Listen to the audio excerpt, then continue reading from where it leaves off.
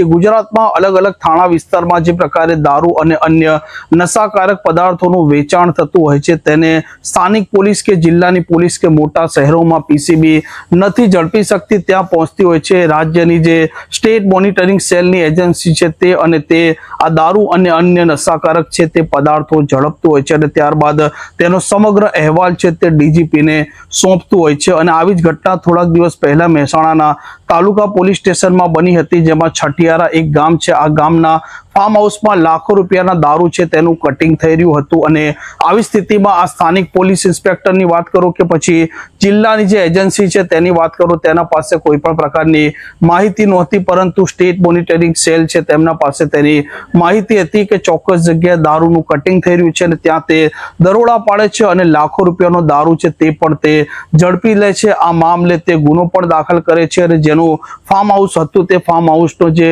માલિક કે જે સંચાલક હતો તે ત્યાંથી ફરાર હતો। જો કે આ રેડ પડ્યા બાદ તેનો સમગ્ર અહેવાલ છે તે ડીજીપીને એસએમસી સોંપે છે અને ત્યારબાદ ડીજીપી KLN રાવે આકરા તેવર અપનાવ્યા છે અને મામલે મહેસાણાના તાલુકા પોલીસ સ્ટેશનના પોલીસ ઇન્સ્પેક્ટર છે કે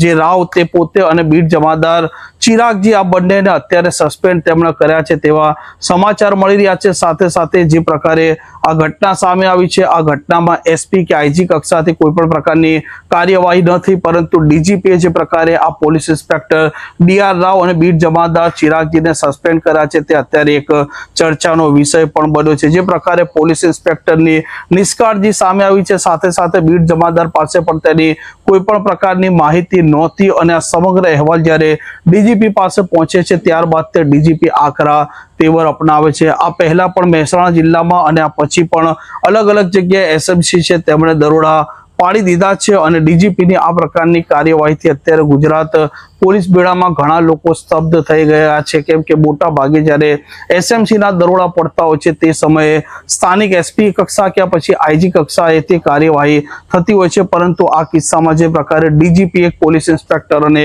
બીટ જમાદારને સસ્પેન્ડ કર્યા છે તે એક ચર્ચાનો વિષય પણ બન્યો છે।